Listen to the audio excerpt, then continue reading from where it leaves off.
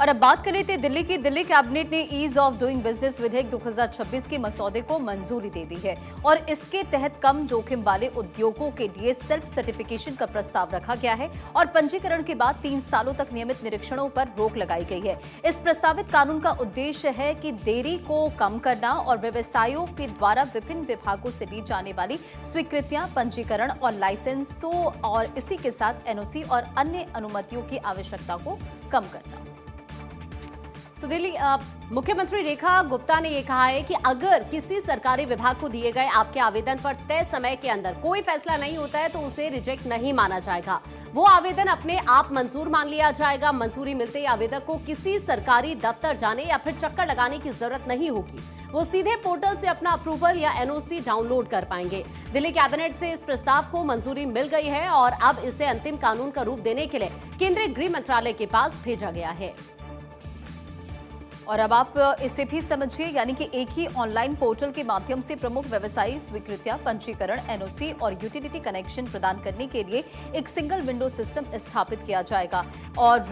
तय समय सीमा के भीतर इस पोर्टल के जरिए दी जाने वाली सेवाओं में बिल्डिंग प्लान की मंजूरी, फैक्ट्री लाइसेंस, फायर क्लियरेंस, पानी, सीवर और बिजली के कनेक्शन, रेरा पंजीकरण और सहकारी समिति पंजीकरण इसमें शामिल होंगे।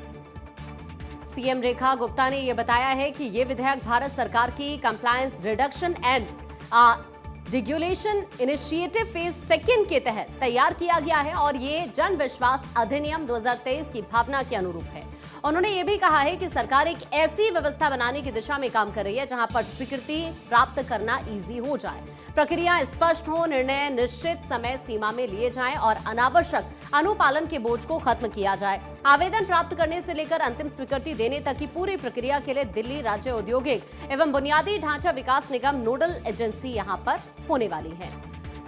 मुख्यमंत्री ने कहा कि विधेयक में औद्योगिक विस्तार को बढ़ावा देने के लिए अधिसूचित औद्योगिक क्षेत्रों में floor area ratio, ground coverage, setback और इमारत की ऊंचाई से संबंधित प्रतिबंधों को हटाना,